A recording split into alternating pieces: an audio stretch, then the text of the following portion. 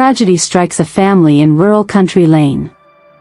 The air in the small town of Willow Creek, nestled beside the Whispering Pines forest, had been thick with an unsettling silence ever since the sudden, tragic death of old Mr. Peterson. But just 3 days later, before the whispers of his passing had even begun to fade, a new, far more horrifying event shattered the town's fragile peace. A collective gasp echoed through Willow Creek as news spread of another devastating blow to the Miller family. Confusion and sorrow mingled in the hearts of the townsfolk. They couldn't comprehend the cruel hand of fate that seemed to be gripping the Millers. It was a bright, crisp morning when young David and Sarah Miller, siblings with bright futures ahead of them, were cycling home from school. Laughter and playful banter filled the air as they pedaled along the familiar country lane. Suddenly, a car, its driver seemingly losing control, swerved violently and slammed directly into their bicycle. The impact was horrific, instantaneous. Both children were killed on the spot, their young bodies tragically mangled beyond recognition. The news hit their parents, Michael and Emily Miller, like a lightning strike. Emily, overcome with grief, was shielded from the gruesome scene, the townspeople fearing the shock would be too much for her fragile state. Only Michael was strong enough, or perhaps numb enough, to venture to the accident site. When he arrived, the sight stole the breath from his lungs. His legs buckled beneath him, and he collapsed to the ground, crawling on his hands and knees towards his son's lifeless body, then dragging himself to his daughter, clutching them both in a heart-wrenching embrace. His screams, raw and filled with an unimaginable agony, tore through the quiet morning, bringing tears to the eyes of every witness. In the span of just 1 week, a family that had known only happiness, prosperity, and peace had been ripped apart, for lives extinguishing in a series of sudden, cruel deaths. Each passing was a tragedy, a life cut short without a final word, a last farewell. A chilling fear began to grip the surrounding neighborhood.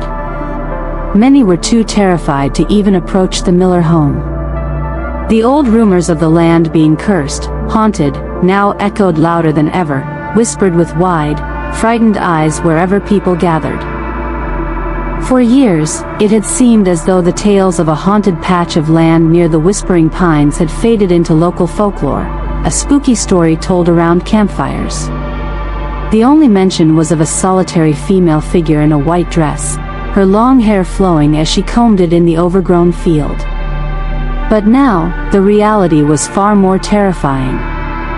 The townspeople were witnessing, firsthand, a string of tragic deaths, a horrifying succession of lives extinguished on that very same, supposedly haunted land. The deaths were brutal, terrifying, sending shivers down the spines of all who heard of them. Passing the Miller house after dark became a perilous journey. Children were strictly forbidden from venturing near after twilight, and even adults, unless possessed by an unusual bravery, chose a different route, desperate to avoid any lingering misfortune. The funeral for David and Sarah was not held at the family home. According to local tradition, those who died on the road were buried directly at the cemetery, their final farewells held under the open sky. The cemetery was a sea of white, draped in ribbons and wreaths, the mournful sound of trumpets and drums filling the air. 2 small coffins, placed side by side, were shrouded in the thick smoke of incense. These 2 children, once shining examples of academic excellence and good behavior, admired by countless others in the village, were now preparing to rest forever beneath the cold, unforgiving earth. Despite their fear and the unsettling aura surrounding the Miller family, the villagers, bound by a strong sense of community and the Millers' history of kindness and generosity, came to offer their support. Emily and Michael, however, were beyond comfort. Michael, his gaze vacant, knelt before the coffins of his children, a picture of utter devastation.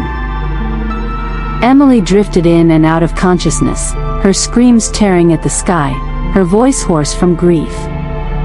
It seemed as though after so many tragedies, her well of tears had finally run dry. Her hands, raw and bleeding, clawed at the coffins, her fingernails tearing at the wood.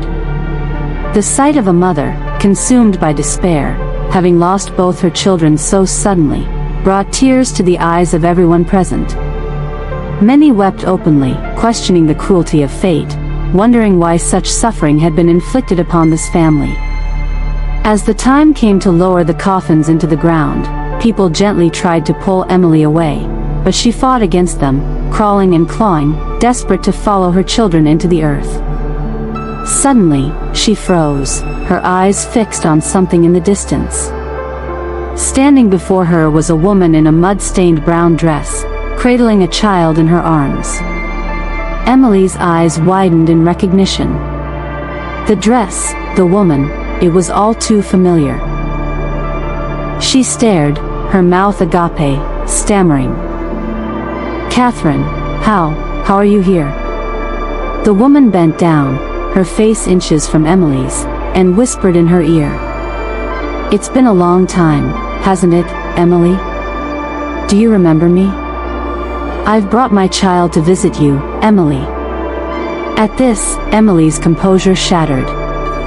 She sprang to her feet, her eyes wild and bloodshot, staring directly at the woman. It was you, wasn't it?" she shrieked.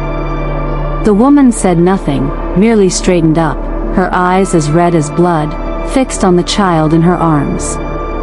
The child, in turn, turned its head to look at Emily, its eyes also burning red. Then, it let out a chilling, cackling laugh that sent shivers down Emily's spine.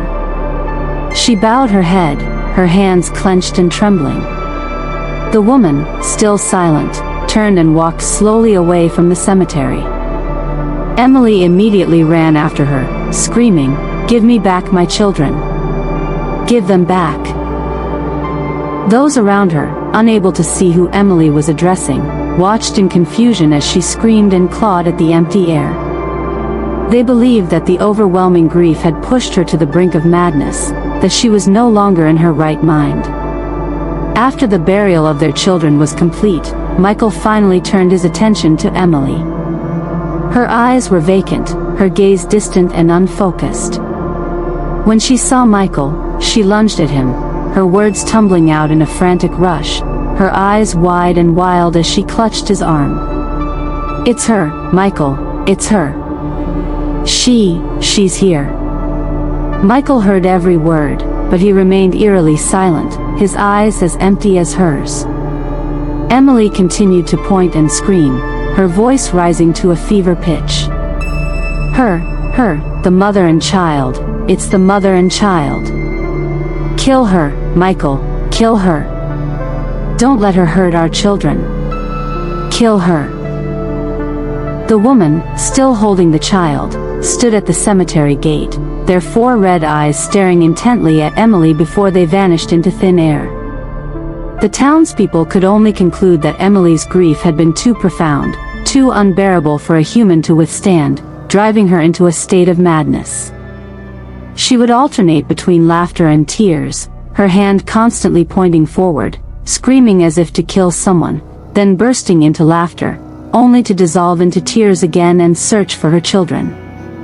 No one could recognize the vibrant woman they had known just a week before.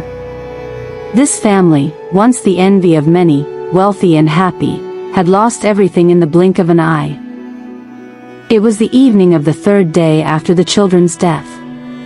Emily, still lost in her grief-fueled madness, lay prostrate before the altar in the living room, where photographs of her parents and children were displayed. Suddenly, a wave of icy air swept through the room, sending a bone-chilling shiver down Emily's spine. She turned, her eyes widening in terror, but she had no strength left to scream. Standing before her was a figure of a girl, her long hair reaching her heels, clad in a flowing white dress. Her eyes, milky white and devoid of pupils, were fixed on Emily. Behind her, numerous white figures hovered in the air. The white figure's lips curved into a chilling smile before it vanished. Michael remained in the bedroom, his eyes gradually dimming, turning a milky white. The last tears rolled slowly down his cheeks as he began to recall the past, events he had desperately tried to forget. He remembered the day, years ago, when he and Emily, having overheard a conversation about a potential gold deposit deep within the mountains, had decided to embark on a risky adventure. Michael had told his friend, Thomas, about his plan to travel far away for work, hoping to convince him to join, but he hadn't revealed the true nature of their quest, fearing it would jeopardize their secret. Thomas, however, was hesitant to take such a risk and preferred to stay close to home to care for his parents. Besides, the work he was doing for the portly man in town was providing a decent living for his family. Thomas decided not to go. He did, however, help his wife, Elizabeth, find work near his own. But Elizabeth had barely worked half a day when the authorities raided Thomas's workplace. The portly man's operation had run its course, and he was apprehended. Thomas, luckily, had stepped out to buy breakfast. When he returned and saw the arrest, he knew something was wrong. He couldn't stay in town, and going back home would also lead to his capture. Thomas quickly hid in a corner, waiting for the authorities to leave, then rushed to Elizabeth's workplace. He found her cleaning a table, spoke to her briefly, and moments later, a flustered Elizabeth emerged, clutching her bag, glancing nervously around as she walked. The two of them quickly left town, heading towards the location Michael had written down for Thomas, just in case. Remarkably, despite starting their journey a day later than Michael and Emily, Thomas and Elizabeth met them at a ferry crossing the very next day. The river had been high and the current too strong the day before, preventing the ferry from operating, so everyone had been forced to wait on the riverbank. Michael was overjoyed to see Thomas, and after hearing his story, he understood why his friend had followed him. Michael was genuinely happy, but Emily was not.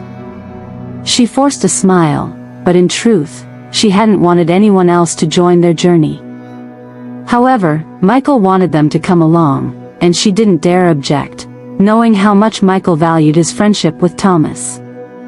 And so, the four of them began their trek to the location Michael had noted, in search of gold. They had planned to be gone for only a year, but after a year of searching, they found nothing. Their money ran out. The four of them discussed their options and decided not to return home until they found gold. They built a small hut in the mountains, surviving on wild vegetables and fruits. Over time, they ventured into the local village, trading wild game for rice. Their lives were hard, filled with challenges, but they were always joyful, their little hut echoing with laughter. They gradually adapted to their new life. The two women spent their days gathering wild vegetables and catching crabs and fish in the stream, while the two men hunted and dug for gold. They also decided not to have children, wanting their children to be born into a life of comfort and prosperity, a life they would build after they returned home successful. Finally, after 10 years of living in the mountains, after digging countless caves and shedding countless tears and sweat, their perseverance paid off. They found gold, not just a little, but a vast amount. They embraced each other, tears of happiness streaming down their faces. The gold they had found was enough for both families to live a life of luxury, free from poverty. But when faced with such immense wealth, human greed can easily take root. If one person possessed all that gold, it would be a fortune beyond the wildest dreams of even the wealthiest.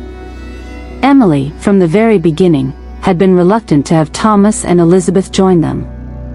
After a decade of living together, sharing everything, her initial resentment towards them had faded.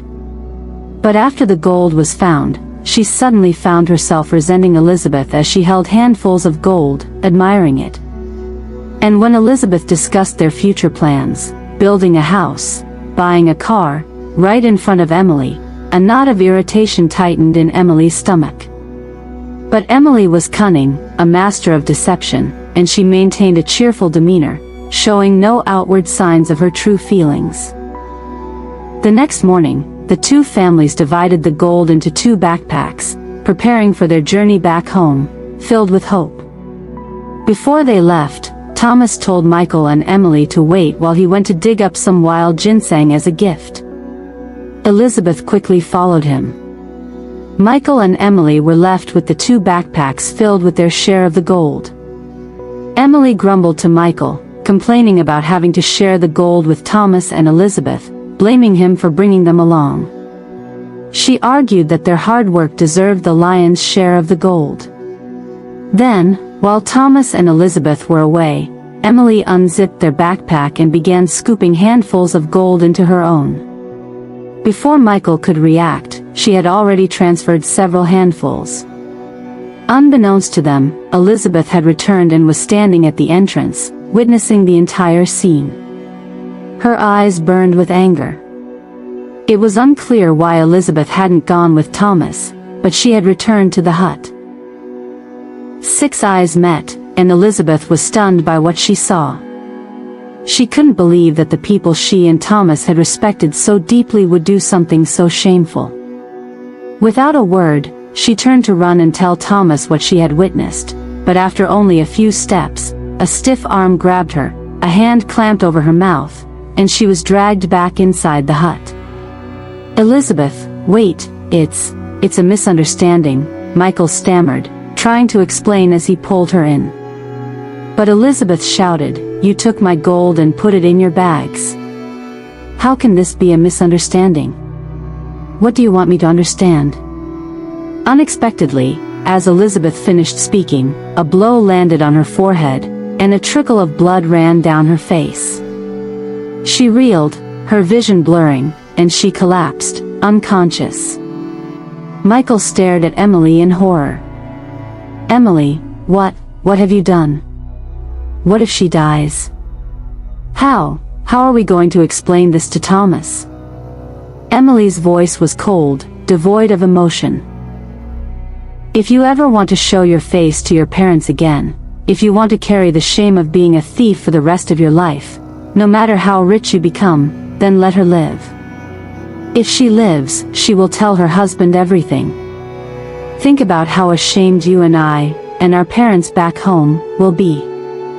She cannot be allowed to live." With those chilling words, Emily, her eyes blazing with a cold fury, dragged Elizabeth towards the cliff edge. Michael, trembling uncontrollably, seemed to act on instinct, following Emily's horrifying lead. He ran and helped his wife drag Elizabeth across the ground. As they reached the cliff, Elizabeth suddenly awoke. She struggled with all her might, trying to break free and run, but her hands slipped from Michael's grasp, sending her closer to the edge. Now, if Emily released her hand, Elizabeth would fall. Trembling, Elizabeth stammered pleas to Emily, but Emily's gaze remained cold and unchanging. Elizabeth turned her pleading eyes to Michael, but he could only stand there, trembling, his gaze averted, unable to look at her face. With a cold, deliberate motion, Emily released her hand. Elizabeth's desperate scream echoed through the mountains. Michael and Emily turned away, but from the depths of the cliff, a voice, faint but clear, reached their ears. "I will return for revenge. I will have my revenge."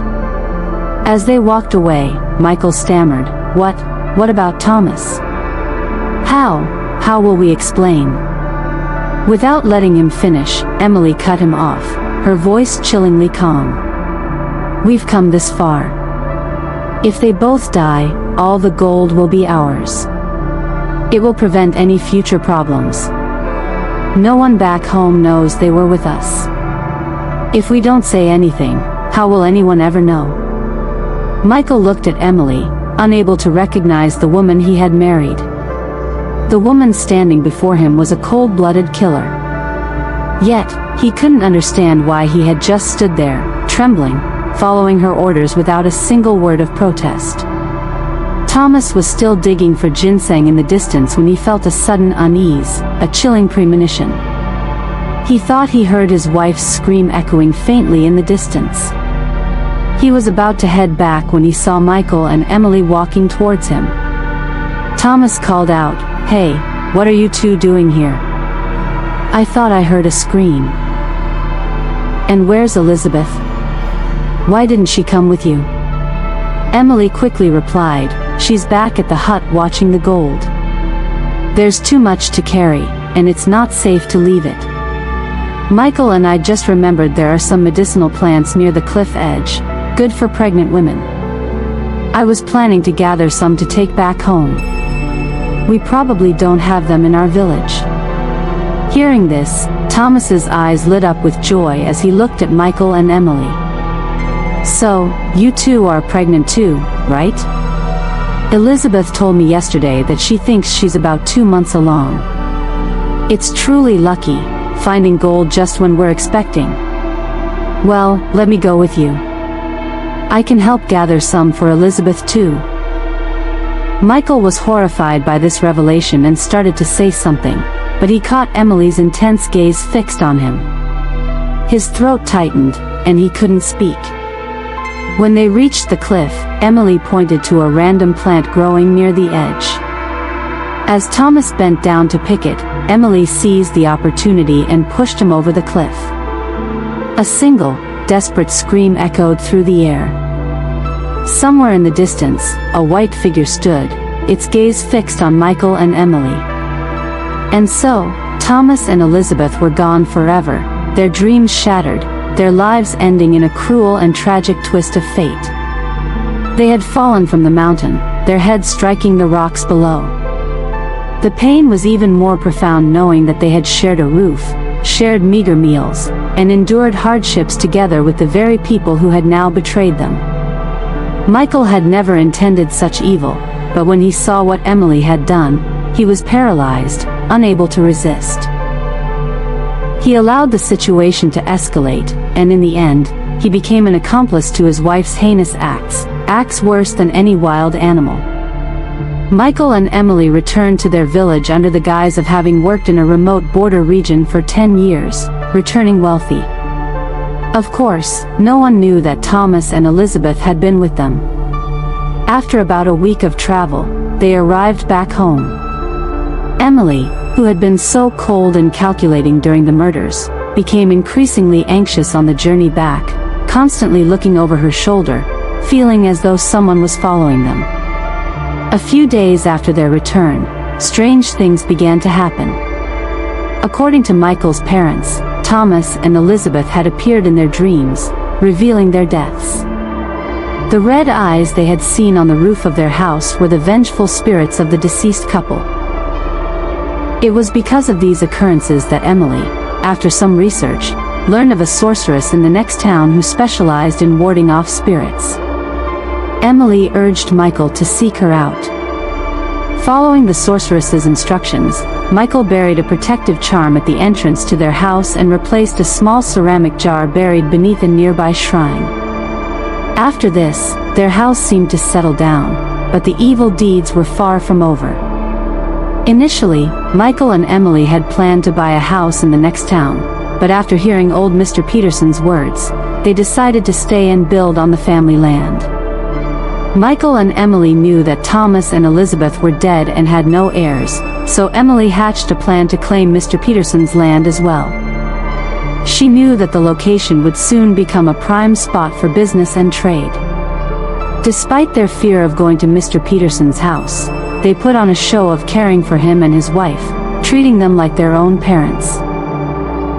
Michael even publicly acknowledged Mr. Peterson as his adoptive father, all part of Emily's carefully constructed plan. When Emily became pregnant, everyone urged Michael to build a new house so she and the baby wouldn't have to live in the dilapidated old one. Again, it was Emily who devised the plan for Michael. By this time, Michael, corrupted by greed, had become an active participant in Emily's wicked schemes. Realizing that Mrs. Peterson's health was failing and she wouldn't be able to withstand a great shock, Michael and Emily went to their house and informed them of Thomas and Elizabeth's deaths, presenting Mr. Peterson with a bracelet Emily had found in Thomas and Elizabeth's backpack. Just as they had predicted, Mrs. Peterson passed away a few days later. Mr. Peterson also fell ill, giving up on everything. After Mrs. Peterson's death, Michael and Emily frequently saw white figures hovering near the Petersons' garden, watching their house. Fearing more misfortunes and unable to sleep at night due to these sightings, Emily urged Michael to find a sorceress and ward off the spirits on Mr. Peterson's land as well. That morning, Michael used the excuse of helping Mr. Peterson with the 49-day ceremony for his wife. Just as the rooster crowed, Michael dressed and went over to Mr. Peterson's house. Seeing him there so early, Mr. Peterson said, "What are you doing here so early? It's still not completely light. Sit down and relax. I'll go to the kitchen and make some tea." As soon as Mr. Peterson left the room, Michael rushed to the altar, pulled out the charm the sorceress had given him, and tucked it into the main incense burner. However, Mr. Peterson had seen everything.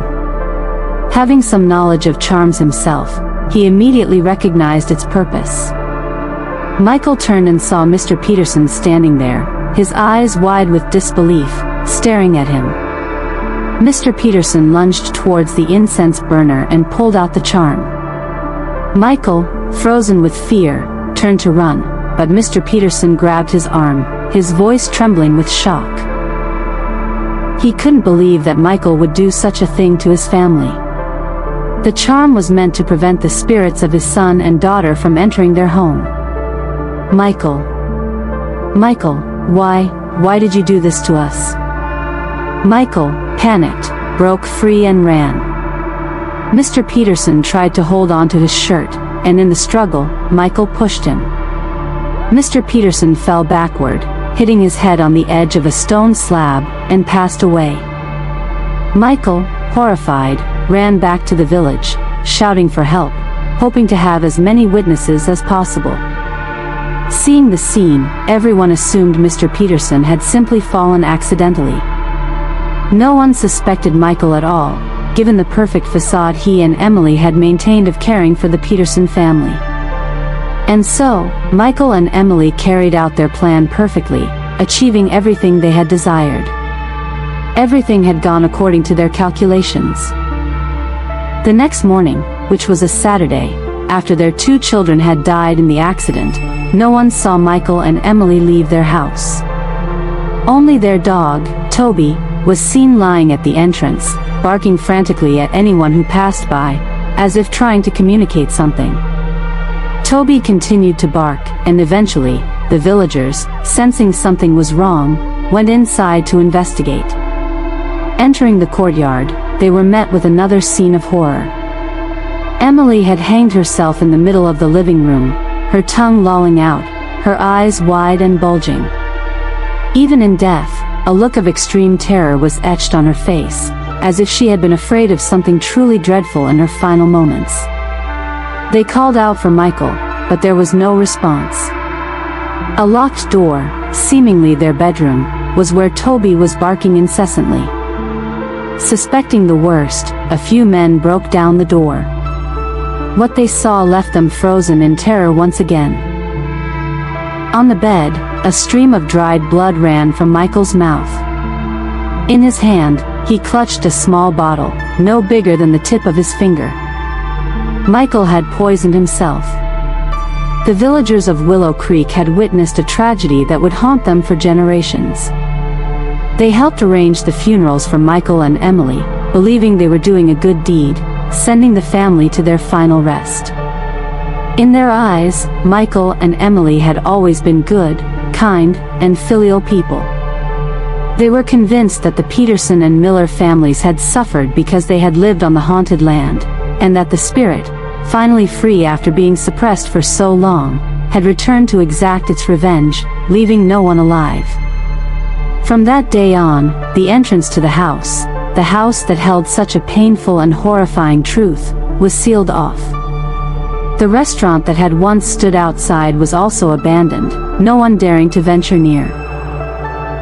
For a while after Michael and Emily's deaths, Toby was still seen lying on the doorstep of the house, but eventually, he too disappeared. The villagers whispered tales of bright moonlit nights when numerous white figures could be seen floating in the abandoned mansion. On dark, drizzly nights, they claimed to hear sounds of weeping and arguing. Sometimes, they even saw several white figures playing with a black dog in the courtyard. Some of the older villagers claimed to have seen a girl in a white dress, her long hair reaching her heels, her eyes milky white and pupilless, standing in the courtyard. Around her, they said, were 11 other white figures, some large, some small, and some with terrifyingly red eyes that glowed like embers. The villagers, pooling their resources, built a wall taller than a person to enclose the land, desperate to avoid seeing the horrifying sights whenever they passed by at night. The land remained abandoned, shrouded in a chilling darkness, carrying with it a terrifying and mysterious story.